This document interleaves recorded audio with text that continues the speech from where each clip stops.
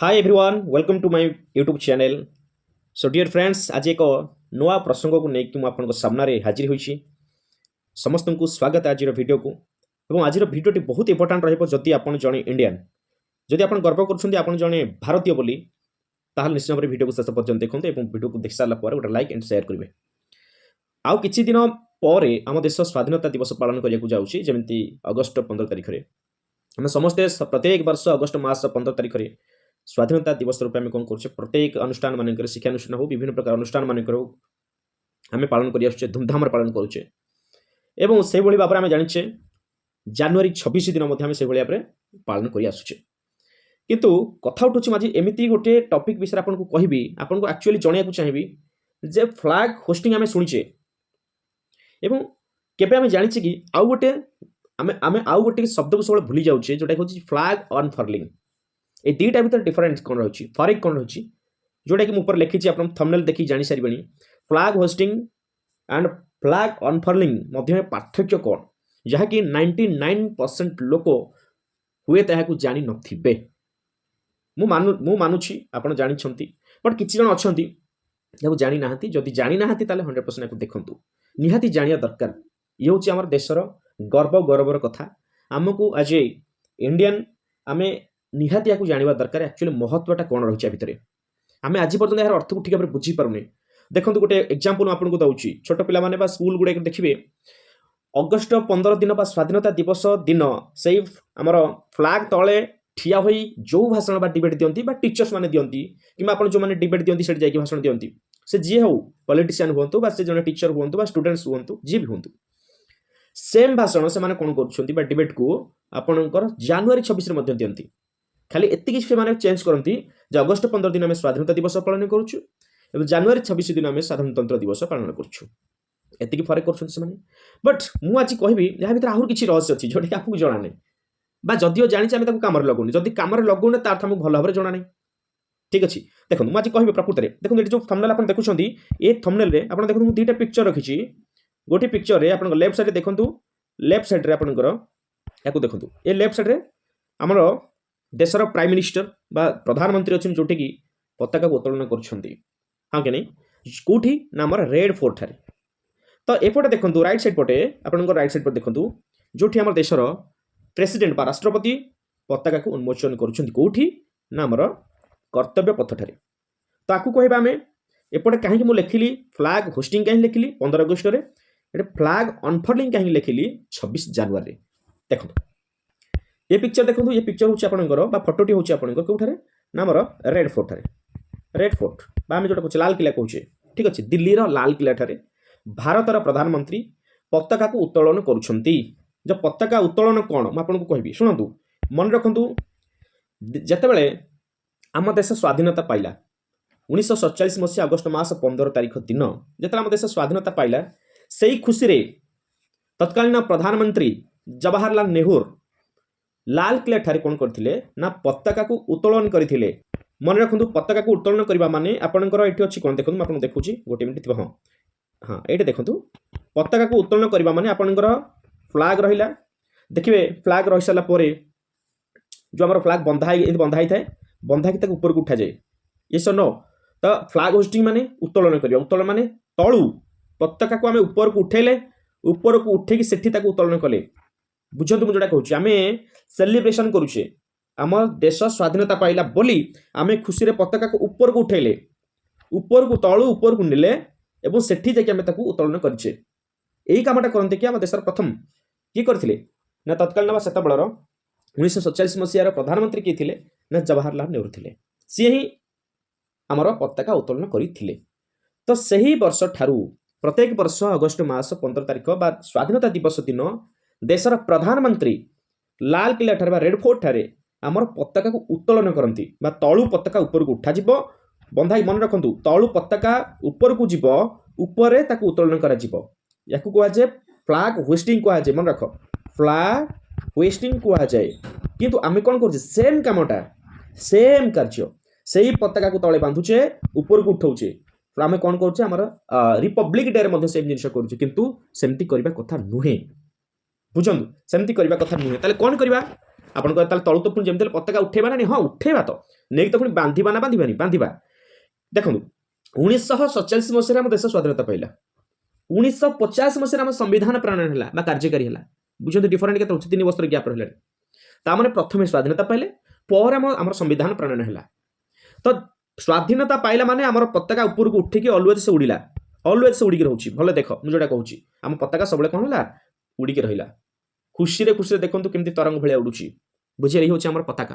ଆଉ ଏ ପତାକାକୁ ଆମେ କେତେବେଳେ ଖୋଲିଛେ କି? ଲାଲକିଲ୍ଲା ତ ସବୁବେଳେ ଲାଗି ରହୁଛି। ବୁଝ ଆମେ ସବୁବେଳେ ତ ପତାକା ଉଡ଼ିକି ରହୁଛି। ତ এই ପତାକା ଆମେ ଯେତେବେଳେ ଜାନୁଆରୀ 26 ଆସୁଛି ବା ଆମର ସମ୍ବିଧାନ ଦିବସ ଆସୁଛି, ଆମେ କ'ଣ କରୁଛେ ସେଠି କେବଳ ଉନ୍ମୋଚନ କରୁଛେ। ଅର୍ଥାତ୍ ପତାକା ତଳୁ ଆଉ ଯିବନି, ପତାକା ଅଲରେଡି ଉପରେ ଥିବ, ପତାକା ଅଲରେଡି ଉପରେ ଥିବ ଥାଇକି ଆମେ କ'ଣ କରୁଛେ ସେଇଠି ତାକୁ ଉନ୍ମୋଚନ କରୁଛେ ବା ଆମେ କହୁଛେ ଉତ୍ତୋଳନ। ଆକୁ କହନ୍ତି ଫ୍ଲାଗ ହୋଷ୍ଟିଂ ମାନେ ଉତ୍ତୋଳନ, ଅନଫର୍ଲିଂ ମାନେ ହେଉଛି ଉନ୍ମୋଚନ। ଉନ୍ମୋଚନ କିଏ କରିବେ ନା ଆମର ଦେଶର ରାଷ୍ଟ୍ରପତି ହିଁ କରିବେ ଉନ୍ମୋଚନ। କୋଉଠି କରିବେ ନା ଆମର ଇଣ୍ଡିଆ ଗେଟ୍ ପାଖରେ ଥିବା কর্তব্য পথরে মু আপনার সে ভিডিও ইয়ে হচ্ছে আপনার লালকিল্লা। দেখুন ইয়ে হচ্ছে আপনার সেই লালকিল্লা বা রেড ফোর্ট যেটি প্রধানমন্ত্রী পতাকা উত্তোলন করতে বা হোস্টিং করতে। ঠিক আছে, ভালো দেখুন ইয়ে হচ্ছে সে প্লেস। ওকে দেখুন জস্ট গোটিয়ে আপনার গোটে ভিডিও দেখুছি, দেখুন। I salute the brave hearts who sacrificed everything for our freedom. দেখুন আপন This পতাকা flag উপরକୁ উঠিলা, represents the dreams of পতাকা every উপরକୁ উঠিলা Indian. পরে ଆପଣ ଦେଖନ୍ତୁ ପ୍ରଧାନମନ୍ତ୍ରୀ କ'ଣ କଲେ ତାକୁ I salute the brave hearts who sacrificed everything for our freedom. ଉଠିକି ଆମେ ତାକୁ କହୁଛେ This flag represents the dreams of କିନ୍ତୁ every ଆମେ ଯଦି Indian. ଦେଖିବା ଆମେ ରେଡ୍ ଫୋର୍ଟ କଥା ଦେଖିଲେ, ଯଦି ଆମେ କର୍ତ୍ତବ୍ୟ ପଥ କଥା ଦେଖିବା ଯୋଉଟା ଇଣ୍ଡିଆ ଗେଟ୍ ପାଖରେ ରହିଛି, ଆମର ରାଷ୍ଟ୍ରପତି ବର୍ତ୍ତମାନ ଯିଏ ଅଛନ୍ତି ଦ୍ରୌପଦୀ ମୁର୍ମୁ ଅଛନ୍ତି, ତ ସିଏ ଯାଇକି କ'ଣ କରିବେ ଆମର ଉନ୍ମୋଚନ କରିବେ। ଅର୍ଥାତ୍ ଆମର ଜାତୀୟ ପତାକା ଉପରେ ଉଡ଼ୁଥିବ ତାକୁ ଏମାନେ କ'ଣ କରିବେ ଉନ୍ମୋଚନ କରିବେ। ଇଏ ହେଉଛି ଆମର କର୍ତ୍ତବ୍ୟ ପଥ। ଆପଣ ଜଣେ ଦେଖିନାହାନ୍ତି, ଜଷ୍ଟ ଫଟୋଗ୍ରାଫ ଦେଖିଲେ। ଇଏ ଯେଉଁ ଇଣ୍ଡିଆ ଗେଟ୍, ଇଏ ହେଉଛି ଆମର ସେଇ ଇଣ୍ଡିଆ ଗେଟ୍ଟା, ତା ପାଖରେ ହେଉଛି କର୍ତ୍ତବ୍ୟ ପଥ। ସେଇ କର୍ତ୍ତବ୍ୟ ପଥଟାରେ ଆମର କ'ଣ ହେଉଛି ନା ଫ୍ଲାଗ ଅନଫର୍ଲିଂ ବା ଆମେ ଯେତେବେଳେ ରିପବ୍ଲିକ୍ ଡେ ଆସୁଛି ଜାନୁଆରୀ 26 ତାରିଖ ଦିନ ଆମେ କ'ଣ କରୁଛେ ଉନ୍ମୋଚନ କରୁଛେ। ବୁଝିପାରିଲେ, ଦେଖନ୍ତୁ ଦେଖନ୍ତୁ ଆପଣଙ୍କୁ ଯେତେବେଳେ ମୁଁ ପ୍ରଧାନମନ୍ତ୍ରୀଙ୍କର ପତାକା ଉତ୍ତୋଳନ ଭିଡ଼ିଓ ଦେଖେଇଲି ସେତେବେଳେ ପତାକାଟା ତଳୁ ଗଲା ଆପଣ ଦେଖିଲେ, କିନ୍ତୁ ଏଠି ଦେଖିଲେ ଯେତେବେଳେ ଆମର ପ୍ରେସିଡେଣ୍ଟ ଯେତେବେଳେ ପତାକାକୁ ଉନ୍ମୋଚନ କରୁଛନ୍ତି, ମୋତେ ଆପଣମାନେ ନିଜେ କୁହନ୍ତୁ ଏଠି ଆପଣଙ୍କ ତଳେ ପତାକା ଅଛି ଦେଖିପାରୁଛନ୍ତି? ନାଇଁ, କେବଳ ସେ ରସିଟା ଧରିଛନ୍ତି, କେବଳ ଭିଡ଼ିକି ଉନ୍ମୋଚନ କରିବେ। ତ ଦେଖନ୍ତୁ ତାର ଗୋଟେ ଛୋଟ ଭିଡ଼ିଓଟେ ଦେଖୁଛି ଆପଣଙ୍କୁ, ଦେଖନ୍ତୁ। ଓକେ, ବୁଝିପାରିଲେ ତ? ଏଠି ବର୍ତ୍ତମାନ ଉପରେ ବନ୍ଧା ହେଇକି ଥିଲା ପତାକା, ଜଷ୍ଟ ଆପଣ ମାନେ ଆମର ପ୍ରେସିଡେଣ୍ଟ କ'ଣ କରୁଛନ୍ତି ତାକୁ ଉନ୍ମୋଚନ କଲେ। ଆଉ ଥରେ ଦେଖନ୍ତୁ ପତାକା ଉପରେ ଅଛି, ତାକୁ ଉନ୍ମୋଚନ କରାଗଲା। ୟାକୁ ବୋଧେ ଅନଫର୍ଲିଂ କୁହାଯିବ। କ'ଣ କୁହାଯିବ? ଅନଫର୍ଲିଂ କୁହାଯିବ। କିନ୍ତୁ ଆମେ ପ୍ରଧାନମନ୍ତ୍ରୀଙ୍କର ଯୋଉ ଭିଡ଼ିଓ ସ୍ୱାଧୀନତା ଦିବସ ଯୋଉଟା ଆମେ ଦେଖିଲେ ଏଠି ଦେଖନ୍ତୁ, ଆଉ ଥରେ ଦେଖନ୍ତୁ, ମୁଁ ଦେଖୁଛି। I salute the brave hearts who sacrificed everything for our freedom. ତଳ ଉପରକୁ ଯାଉଛି। This flag represents the dreams of every ଆମେ Indian. ପ୍ରଥମେ ଖୁସିରେ ସେଲିବ୍ରେସନ କରିକି ଆମେ ବିଜୟୀ ହେଲେ ବୋଲି ଆମେ ତଳୁ ନଉଛେ ପତାକା ଉପରେ ଉଡଉଛେ। ବଟ୍ ଏଠି ଆମର କ'ଣ ହେଇଛି ନା ପତାକା ଅଲରେଡି ଆମର ଅଛି ଉପରେ। ଆମେ କ'ଣ କରିବା ନା ଯେହେତୁ ଆମେ ସମ୍ବିଧାନ ଦିବସ ଆମେ ପାଳନ କରୁଛେ, ସାମ୍ବିଧାନିକ ଦିବସ ବା ସମ୍ବିଧାନ କାର୍ଯ୍ୟକାରୀ ହେଲା, ତ ରିପବ୍ଲିକ୍ ଡେ ଭାବରେ ଆମେ କ'ଣ କରୁଛେ ପତାକାକୁ ଉନ୍ମୋଚନ କରୁଛେ through our president, Indian president. ତ ଆଶା କରୁଛି ଆପଣମାନେ ବୁଝିପାରିଥିବେ ପତାକା ଉତ୍ତୋଳନ କ'ଣ, ପତାକା ଉନ୍ମୋଚନ ବା ପତାକା ଆମର ଯୋଉଟା ଫ୍ଲାଗ ହୋଷ୍ଟିଂ ଏବଂ ଫ୍ଲାଗ ଅନଫର୍ଲିଂ କ'ଣ ଭିତରେ ଆପଣ ମାନେ ପ୍ରଭେଦଟା କ'ଣ ଅଛି, ଡିଫରେନ୍ସ କ'ଣ ଜାଣିଥିବେ। କିଏ ଆପଣଙ୍କର ଫ୍ଲାଗ ହୋଷ୍ଟିଂ କରନ୍ତି, କିଏ ଫ୍ଲାଗ ଅନଫର୍ଲିଂ କରନ୍ତି, କେଉଁଠି ହେଉଛି କେଉଁ ଦିନ ହେଉଛି ଆପଣମାନେ ଡିଟେଲ୍ସ ବୁଝିପାରିଥିବେ। ଜଷ୍ଟ ଆପଣଙ୍କୁ କିଛି ଟେକ୍ସଟ ମାଧ୍ୟମରେ ଆପଣଙ୍କୁ ଦେଖିବାକୁ ଚାହିଁବେ, ଆପଣମାନେ ଚାହିଁଲେ ତାକୁ ସ୍କ୍ରିନଶଟ୍ ନେଇପାରିବେ। ଦେଖନ୍ତୁ ମୁଁ ଆପଣଙ୍କୁ ଏଠି ଦେଖାଉଛି ଫ୍ଲାଗ ହୋଷ୍ଟିଂ ଭର୍ସେସ୍ ଫ୍ଲାଗ ଅନଫର୍ଲିଂ, ଯୋଉଟା ଆପଣମାନେ ଚାହିଁବେ ନେଇପାରିବେ। ଯଦି କହିବେ ମୁଁ ତାହେଲେ ଆପଣଙ୍କୁ ଏଟାକୁ ସେୟାର କରିଦେବି। ଫ୍ଲାଗ ହୋଷ୍ଟିଂ বা ফ্লাগ অনফর্লিং পতাকা উত্তোলন এবং হচ্ছে পতাকা উন্মোচন বা ফরফরাইবা। বুঝিলা তো? পতাকাକୁ ତଳରୁ ଉପରକୁ ଉଠାଯାଏ ଏବଂ ତାକୁ କୁହାଯାଏ ଆମର ଫ୍ଲାଗ ହୋଷ୍ଟିଂ। ଏବଂ ପତାକା ପୂର୍ବରୁ ଉପରେ ବନ୍ଧା ହେଇଥାଏ, ଯେତେବେଳେ ତାକୁ ଆମେ ତଳୁ ଖସିବା ବା ଆମେ ଉନ୍ମୋଚନ କରିବା, ଫରଫର କରିବା, ଉଡ଼େଇବା, ତାକୁ ଆମେ କହିବା କ'ଣ ଫ୍ଲାଗ ଅନଫର୍ଲିଂ କହିବା। ବୁଝିହେଉଛି? ଆପଣମାନେ ବୁଝିପାରିଲେ? 15 ଅଗଷ୍ଟରେ ଆପଣଙ୍କର କ'ଣ ହେଉଛି ନା ଇଣ୍ଡିପେଣ୍ଡେଣ୍ଟ ଡେ ଆମେ ପାଳନ କରୁଛେ, ଯୋଉଠି ଆମେ ଇଣ୍ଡିପେଣ୍ଡେଣ୍ଟ ଡେରେ ଜାତୀୟ ପତାକାକୁ ହୋଷ୍ଟ କରାଯାଏ 15 ଅଗଷ୍ଟରେ। ଏବଂ ଜାନୁଆରୀ 26ରେ ରିପବ୍ଲିକ୍ ଡେରେ ପତାକାକୁ ଅନଫର୍ଲ କରାଯାଏ। ପ୍ରଧାନମନ୍ତ୍ରୀ ରେଡ୍ ଫୋର୍ଟରେ ପତାକା ଉତ୍ତୋଳନ କରନ୍ତି, ରାଷ୍ଟ୍ରପତି କର୍ତ୍ତବ୍ୟ ପଥରେ ପତାକାକୁ ଉନ୍ମୋଚନ କରନ୍ତି। ତେଣୁ ସହଜରେ ଆମେ ମନେ ରଖିବା କେମିତି ନା ମନେ ରଖ 15 ଅଗଷ୍ଟ ଫ୍ଲାଗ ହୋଷ୍ଟିଂ ପିଏମ୍ଙ୍କ ଦ୍ୱାରା, 26 ଜାନୁଆରୀ ଫ୍ଲାଗ ଅନଫର୍ଲିଂ ପ୍ରେସିଡେଣ୍ଟଙ୍କ ଦ୍ୱାରା। ବୁଝିପାରିଲେ? ଇଏ ହେଉଛି ଆପଣଙ୍କର ଏତିକି କଥା ରହିଲା। କାହିଁକି 15 ଅଗଷ୍ଟରେ ରେଡ୍ ଫୋର୍ଟ ଏବଂ ଜାନୁଆରୀ 26ରେ କର୍ତ୍ତବ୍ୟ ପଥକୁ ଆମେ ସେଇଠି ଚୁଜ୍ କରୁଛେ କ'ଣ ପାଇଁ? 15 ଅଗଷ୍ଟ ଇଣ୍ଡିପେଣ୍ଡେଣ୍ଟ ଡେରେ ଆମେ କ'ଣ କରୁଛେ 15 ଅଗଷ୍ଟ 1947ରେ ଭାରତ କ'ଣ ହେଲା ନା ବ୍ରିଟିଶ ଶାସନରୁ ସ୍ୱାଧୀନ ହେଲା। ତ ସ୍ୱାଧୀନ ଭାରତର ପ୍ରଥମ ପ୍ରଧାନମନ୍ତ୍ରୀ ଜବାହରଲାଲ ନେହେରୁ ରେଡ୍ ଫୋର୍ଟରୁ ଜାତୀୟ ପତାକାକୁ କ'ଣ କରିଥିଲେ ନା ଉତ୍ତୋଳନ କରିଥିଲେ। ବୁଝିହେଲା? ସେହି ଐତିହାସିକ ପରମ୍ପରାକୁ ଅନୁସରଣ କରି ପ୍ରତିବର୍ଷ ପ୍ରଧାନମନ୍ତ୍ରୀ ରେଡ୍ ଫୋର୍ଟରୁ ଇଣ୍ଡିପେଣ୍ଡେନ୍ସ ଡେ ଉତ୍ସବରେ ପତାକାକୁ ଉତ୍ତୋଳନ କରନ୍ତି। ବୁଝିପାରିଲେ? ଏହା ଭାରତର ହେଉଛି ସ୍ୱାଧୀନତାର ପ୍ରତୀକ। ଏ କ'ଣ? ସ୍ୱାଧୀନତାର ପ୍ରତୀକ। ତାପରେ ଯଦି ଦେଖିବା ଜାନୁଆରୀ 26 1950 ମସିହାରେ ଭାରତ ସମ୍ବିଧାନ କାର୍ଯ୍ୟକାରୀ ହେଲା। ଆପଣମାନେ ଜାଣିଛନ୍ତି, ଆପଣ ପଲିଟି ପଢ଼ିଛନ୍ତି, ଏବଂ ଭାରତ ଏକ ଗଣରାଜ୍ୟ ହେଲା। ତେଣୁ ଏହି ଦିନର ମୁଖ୍ୟ ଜାତୀୟ ସମାରୋହ ଆମର ଭାରତର ରାଜଧାନୀ ନ୍ୟୁ ଦିଲ୍ଲୀରେ ସେରିମୋନିଆଲ ଆପଣଙ୍କର କର୍ତ୍ତବ୍ୟ ପଥଟାରେ ପାଳନ କରାଗଲା। ତା ସେରିମୋନି କରାଗଲା ଉତ୍ସବ। ଏଠାରେ ରାଷ୍ଟ୍ରପତି ଜାତୀୟ ପତାକାକୁ ଅନଫର୍ଲ କରନ୍ତି ଏବଂ ରିପବ୍ଲିକ ଡେ ପ୍ୟାରେଡ୍ ମଧ୍ୟ ସେଠାରେ ହୁଏ। ଏହା ଭାରତର ସାର୍ବଭୌମ ଗଣରାଜ୍ୟ ଓ ସମ୍ବିଧାନ ପ୍ରତୀକ ହୋଇଥାଏ। ବୁଝିହେଲା? ମୁଖ୍ୟ ପାର୍ଥକ୍ୟ ଆମେ ଦେଖିଲେ 15 ଅଗଷ୍ଟରେ ଇଣ୍ଡିପେଣ୍ଡେନ୍ସ ଡେ, 26 ଜାନୁଆରୀ ହେଉଛି ଆପଣଙ୍କର ରିପବ୍ଲିକ ଡେ। ବେଳେବେଳେ ୟାକୁ ପିଲାମାନେ ବି ଭୁଲି ଯାଆନ୍ତି।